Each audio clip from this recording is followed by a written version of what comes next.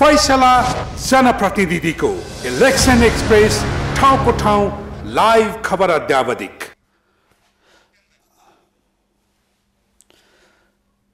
अजय, तपाईँ यति बेला काठमाडौँको कुन मतदान केन्द्रमा हुनुहुन्छ र त्यहाँको तयारी के कस्तो रहेको छ, बुथहरूको निर्माण, सुरक्षा व्यवस्था, यो विषयमा जानकारी गराउनुहोस्। स्थानीय निर्वाचन विशेष प्रस्तुति फैसला जनप्रतिनिधिको ठाउँको ठाउँ खबर अद्यावधिका लागि यति बेला म मैतीदेवीमा छु सुशान्त, र मैतीदेवीमा अहिले तपाईँले देख्न सक्नुहुन्छ भोलि हुन लागेको मतदानको लागि यहाँ तयारीका कामहरू भइरहेको छ। जस्तो कि सुशान्त, मैतीदेवी काठमाडौँ महानगरपालिका वडा नम्बर 30 मा पर्छ र यो एउटा विशेष रूपमा चासोको रूपमा पनि हेरिएको मतदान केन्द्र पनि हो। यस कारणले पनि यहाँ नेपाली कांग्रेसका महामन्त्री गगन कुमार थापाले यही स्थान, यो मतदान केन्द्रबाट नै मतदान गर्ने भएकाले पनि यो स्थानलाई विशेष रूपमा हेरिन्छ। जस्तो कि सुजान, काठमाडौँमा 156 मतदान स्थानहरू रहेका छन् भने 363वटा मतदान केन्द्रहरू रहेका छन्, जसमा 3,02,42 मतदाताहरूले भोलिको दिनमा मतदान गर्दैछन् भने पछिल्लो समय जसरी काठमाडौँ महानगरपालिकामा मतदान केन्द्रमा चाहिँ हामीले देखिरहेका छौँ त्यहाँ कर्मचारीहरू खटिरहनु भएको छ। खास गरी आज मतदाता शिक्षा, यसै गरी मतदाता परिचय पत्र पनि दिने काम भनिएको छ, त्यो कतिको सहज रूपमा भइरहेको छ?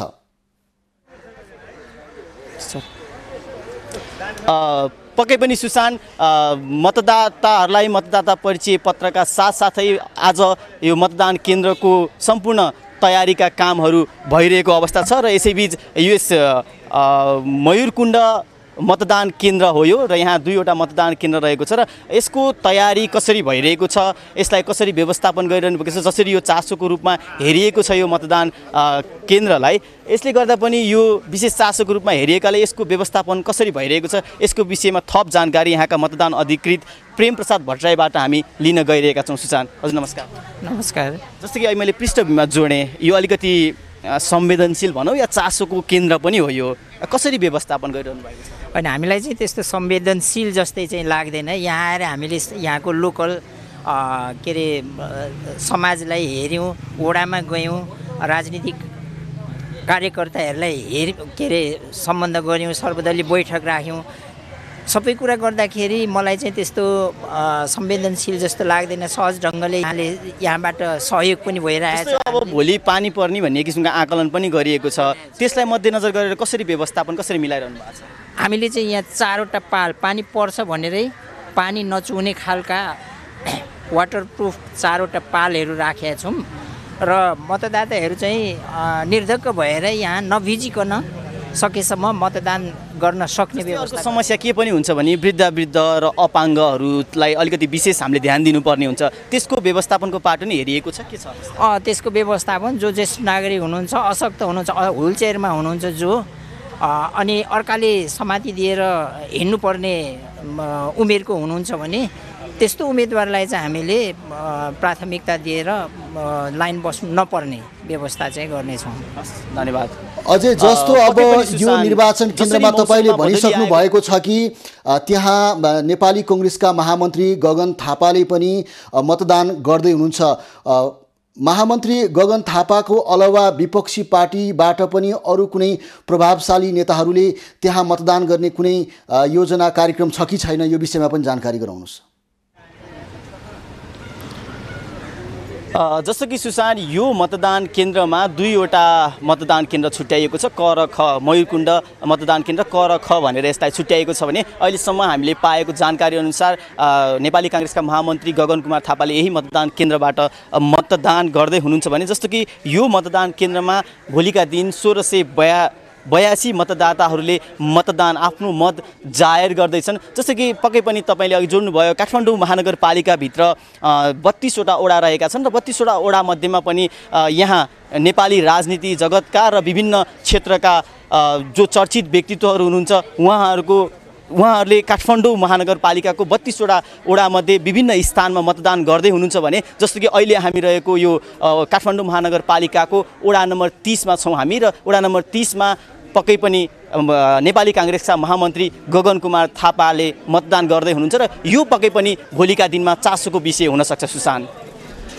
अझै जानकारीको लागि धन्यवाद। ईसा, तपाईँ यति बेला टोखा नगरपालिकाको कुन मतदान केन्द्रमा हुनुहुन्छ र त्यहाँको भोलिको निर्वाचनलाई लिएर के कस्तो अन्तिम तयारी के कसरी भइरहेको छ यो विषयमा जानकारी गराउनुहोस्।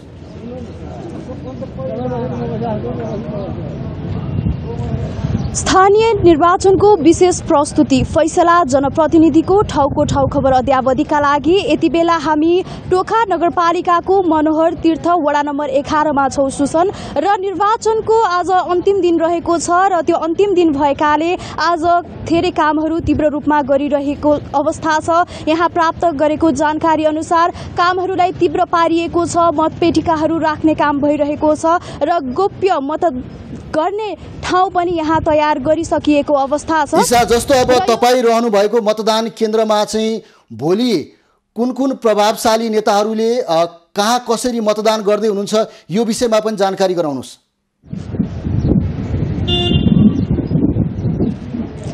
सुसन, हामीले अहिलेसम्म टोखा नगरपालिकामा कुनै पनि प्रभावशाली नेताको बारेमा चाहिँ जानकारी प्राप्त गरिसकेका छैनौँ। यकिन प्राप्त नगरिसकेका हुनाले चाहिँ त्यो खबर हामीसँग अहिले प्राप्त छैन र यो यहाँको तयारीको विषयमा कुरा गर्ने हो भने चाहिँ हामीसँग यहाँ अधिकृत हुनुहुन्छ, उहाँसँग कुरा गरेर यहाँलाई थप जानकारी दिनेछौँ। र सुरक्षाको हिसाबले कुरा गर्ने हो भने चाहिँ यहाँ 8 जना प्रहरी र 12 जना म्यादी प्रहरी गरिकन 20 जना सुरक्षाकर्मी चाहिँ परिचालन गरिएको छ र यहाँ थप जानकारी दिनको लागि चाहिँ हामीसँग अधिकृत हुनुहुन्छ, मतदान अधिकृत, उहाँसँग नै सोधेर हामी थप जानकारी गराउनेछौँ। सुरक्षाको हिसाबले चाहिँ के कति कामहरू गरिए र के कति गर्न बाँकी छन् र तयारी कस्तो चलिरहेको छ? सुरक्षाको हिसाबले त अब सुरक्षाकर्मी हामी टोटल लिएर 20 जना छौँ, 20 जना रहेको छ।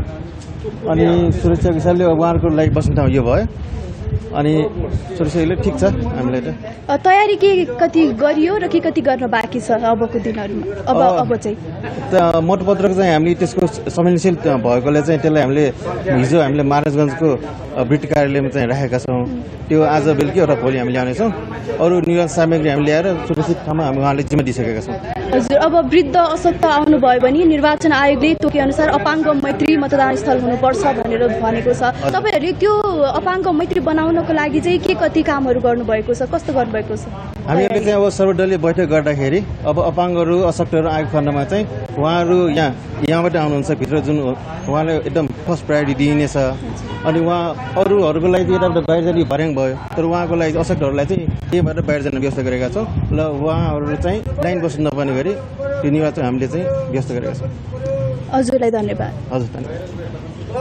सुसन, हामीले भर्खरै मात्रै जानकारी प्राप्त गरिसकेका छौँ। अपाङ्ग अशक्त आउनुभयो भने चाहिँ उहाँहरूलाई लाइन बस्नु नपर्ने र उहाँहरू सिधै आएर चाहिँ मतदान गर्न सक्नुहुन्छ भनेर हामीलाई मतदान अधिकृतले जानकारी दिइसक्नु भएको छ। सुसन, ईसा, जस्तो अब त्यहाँको वातावरण हेर्दाखेरि अब तपाईँ टोखा नगरपालिकाको विभिन्न मतदान केन्द्रमा तपाईँ एउटा पर्यवेक्षणको हिसाबबाट पनि हिँडिरहनु भएको अवस्था रहेको छ। त्यहाँ आम मतदाताहरूको उत्साह उमङ्ग कस्तो पाउनु भएको छ?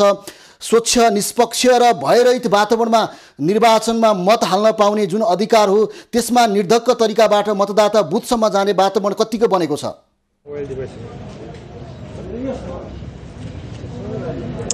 सुसन, अहिले 34,676 जना चाहिँ मतदाता हुनुहुन्छ टोखा नगरपालिकामा, जसले चाहिँ वडा नम्बर 11वटा वडाबाट चाहिँ मतदान गर्दै हुनुहुन्छ।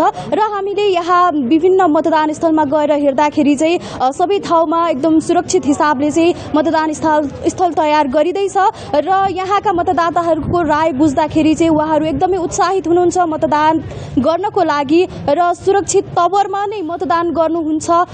जानकारीको लागि धन्यवाद। फैसला जनप्रतिनिधिको इलेक्सन एक्सप्रेस, ठाउँको ठाउँ लाइभ खबर अद्यावधिक।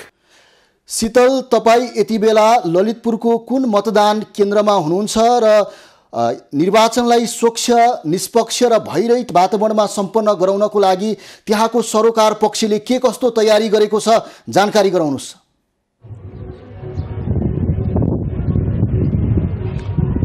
सुसन स्थानीय तह निर्वाचन विशेष प्रस्तुति फैसला जनप्रतिनिधिको ठाउँको ठाउँ खबर अद्यावधि गर्न यति बेला हामी ललितपुर महानगरपालिकाको वडा नम्बर 18 मा रहेको वडा नम्बर 18 को वडा कार्यालयमा रहेको मतदान स्थलमा आइपुगेका छौँ र यहाँ पनि भोलि वैशाख 30 गते हुने मतदानका लागि मतदान स्थल निर्माणको कार्य र मतदान केन्द्र निर्माणको कार्य निकै तीव्र रूपमा अगाडि बढिरहेको छ भने मतदानलाई निष्पक्ष र भयरहित बनाउनका लागि यहाँ प्रहरी परिचालन, सशस्त्र प्रहरी, नेपाल प्रहरी, म्यादी प्रहरी लगायतको टोली परिचालन गरेर यहाँको सुरक्षा व्यवस्था कडा पारिएको छ भने निर्वाचन अधिकृत, मुख्य निर्वाचन अधिकृत लगायतको टोलीले बेला बेलामा सम्पूर्ण मतदान केन्द्र र मतदान स्थलहरूमा निगरानी पनि गरिरहेको दृश्य हामी देखिरहेका छौँ। तपाईँ ललितपुरको विभिन्न मतदान स्थलको निरीक्षण गर्दै हिँडिरहनु भएको यो अवस्थामा चाहिँ त्यहाँका मतदाताहरूमा के कस्तो उत्साह पाउनु भएको छ, यसैगरी मतदानमा खटिने कर्मचारीहरू के भन्छन् यस विषयमा?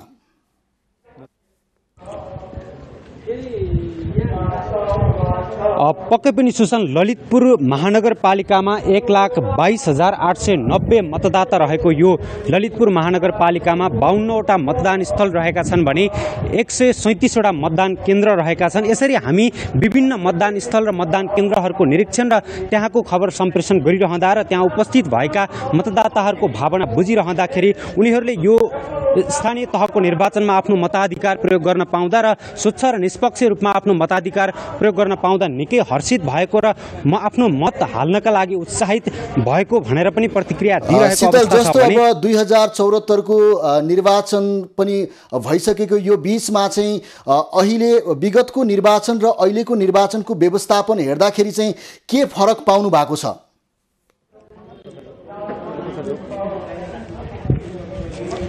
पक्कै पनि सुसन हामीले आजभन्दा 5 वर्ष अगाडि 2074 सालको स्थानीय निर्वाचनमा रहेर त्यो बेलाको गतिविधिहरूलाई निहाल्दै यसपटक 2079 को स्थानीय तहको निर्वाचनमा 2074 सालको स्थानीय निर्वाचनमा भएका केही कमी कमजोरीहरूलाई सुधार गरेर अझै व्यवस्थित भयरहित र मर्यादित तरिकाले एउटा यो जनताको मताधिकार प्रयोग गर्ने एउटा उत्सवको रूपमा यो निर्वाचनलाई लिनुपर्ने भनेर पनि निर्वाचन अधिकृतले भनिरहेको अवस्था छ भने यहाँ निर्वाचनको लागि खटिएका कर्मचारीहरूले पनि आफ्नो निकै व्यवस्थित तरिकाले मतदान स्थल र मतदान केन्द्रको सुरक्षित र व्यवस्थित तरिकाले तयार पारेकाले ढुक्क भएर मतदान गर्न सम्पूर्ण मतदाताहरूलाई आग्रह गरिरहेको अवस्था छ। सुसन र यसैबीच हामीसँग यो भैँसीपाटीमा रहेको वडा नम्बर 18 को मतदान स्थलमा खटिनु भएका एकजना मतदान अधिकृत हामीसँग हुनुहुन्छ। हामी उहाँसँग यहाँको व्यवस्थापनको पक्ष र लाइन व्यवस्थापनदेखि लिएर समग्र यो मतदान केन्द्र निर्माणको कार्य कति सकियो यो विषयमा कुराकानी गर्नेछौँ। अब मतदानको समय नजिकिँदैछ भनौँ, केही घन्टा मात्रै बाँकी छ, कति काम सकियो अहिलेसम्म? करिब हामीले 80% काम सकेका छौँ। अब भरे 5 वर्षसम्ममा बाँकी 20% काम सक्छौँ।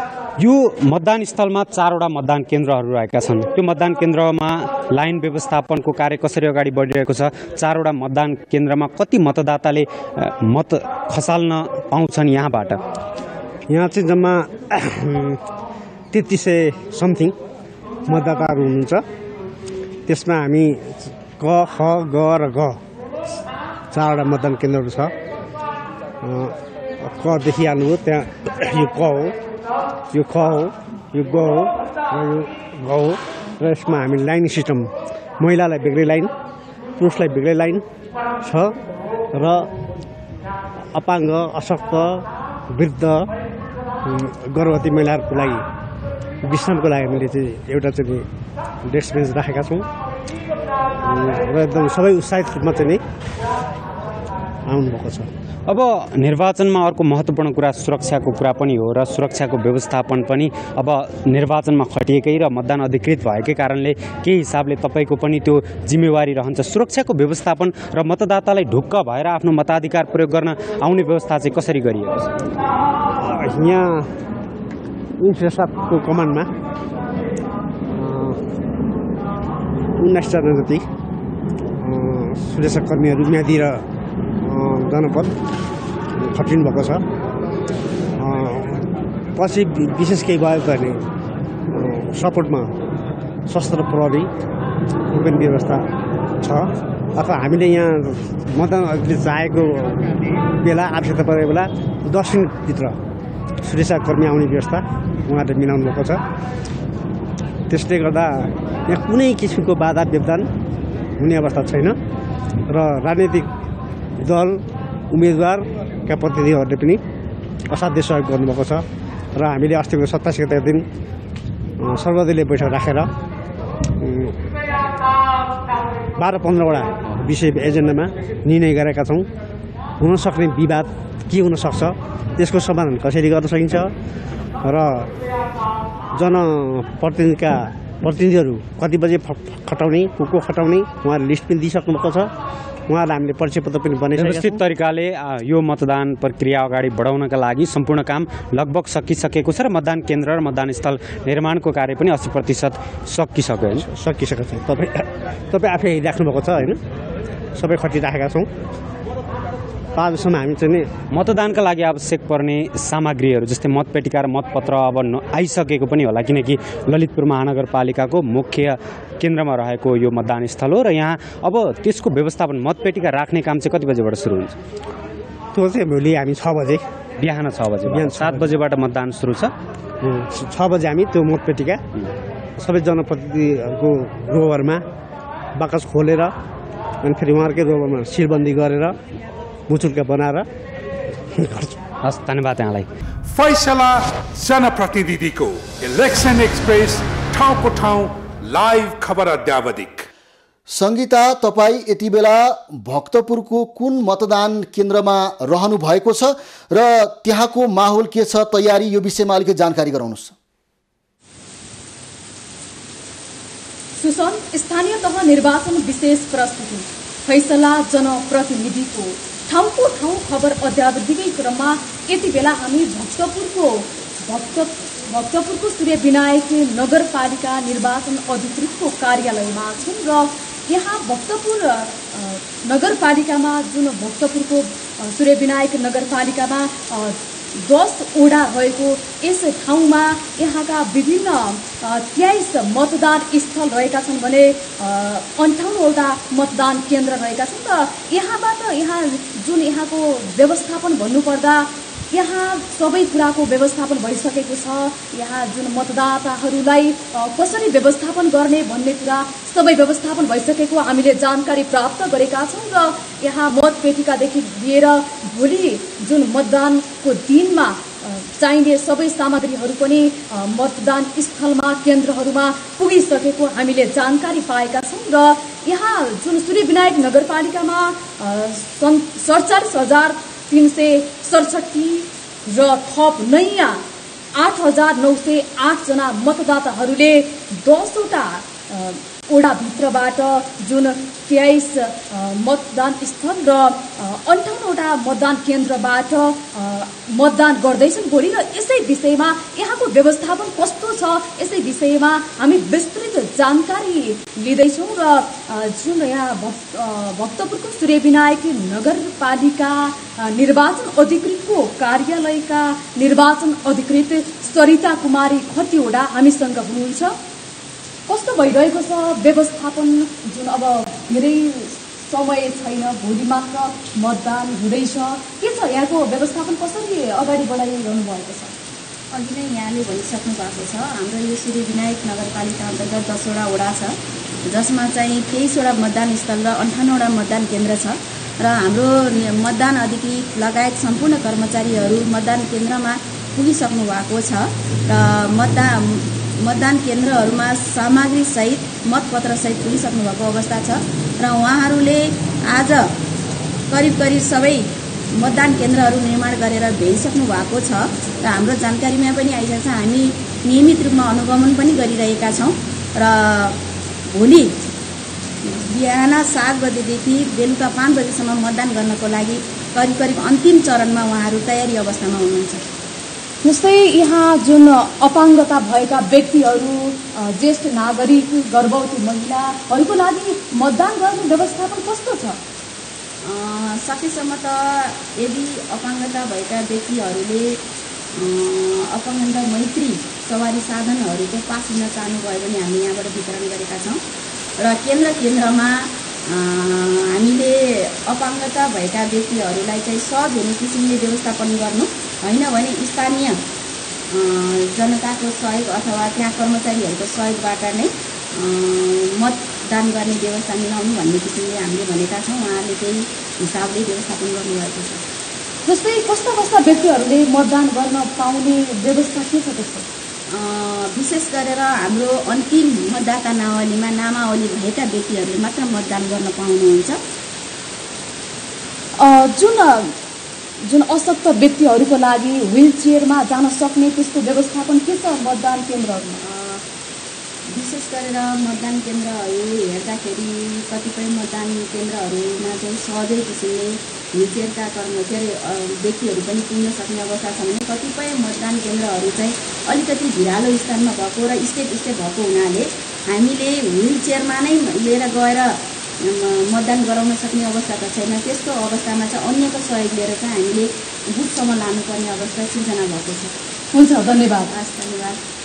यति बेला हामी भक्तपुरको सूर्य विनायक नगरपालिकामा छौँ र यहाँ पनि व्यवस्थापन अन्तिम चरणमा पुगेको छ भने केही संगीता अन्तिममा जस्तो अब आम त्यहाँका मतदाताहरूमा के कस्तो उत्साह पाउनु भएको छ? स्वच्छ निष्पक्ष र भयरहित तरिकाबाट भोलि बिहान 7 बजेबाट मतदान खसाल्दाखेरि निर्धक्क भएर मतदान खसाल्ने त्यहाँ वातावरण कस्तो बनेको छ?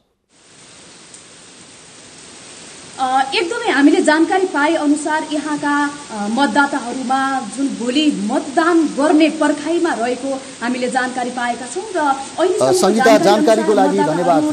फैसला जनप्रतिनिधिको इलेक्सन एक्सप्रेस ठाउँको ठाउँ लाइभ खबर अद्यावधिक।